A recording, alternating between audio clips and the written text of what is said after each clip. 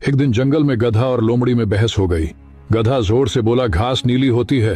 लोमड़ी हंसकर बोली, अरे नहीं, घास तो हरी होती है। दोनों की बहस इतनी बढ़ गई कि वे राजा शेर के पास पहुंच गए।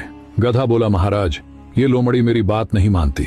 मैं कहता हूँ घास नीली होती है और ये कहती है हरी। शेर कुछ पल सोच में पड़ा, फिर बोला, गधा बिल्कुल सही है, घास नीली होती है। गधा उछल पड़ा, हिनहिनाया और बोला, देखा, मैंने कहा था ना मैं सही हूँ।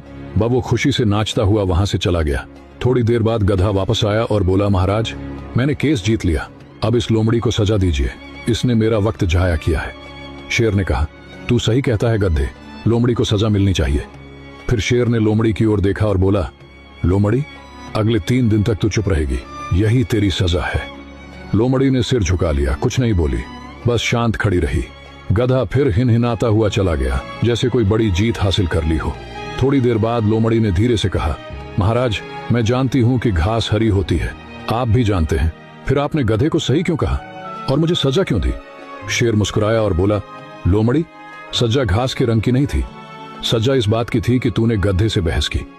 कभी भी ऐसे लोगों से बहस मत करना जो सच नहीं, बस जीतना चाहते हैं। लोमड़ी ने सिर झुकाकर कहा, आप सही कहते हैं महाराज, अब मैं समझ गई, हर जवाब जुबान से नहीं, कभी कभी चुप रहकर भी दिया जा सकता है। शेर ने सिर हिलाया और कहा, जो मूर्ख से बहस करता है वो खुद अपनी समझ पर शक कर बैठता है।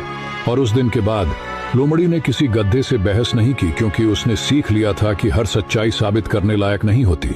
मॉरल ऑफ द स्टोरी, हर बहस जीतने की नहीं होती, कुछ बहसें छोड़ देने से ही इंसान बड़ा बनता है।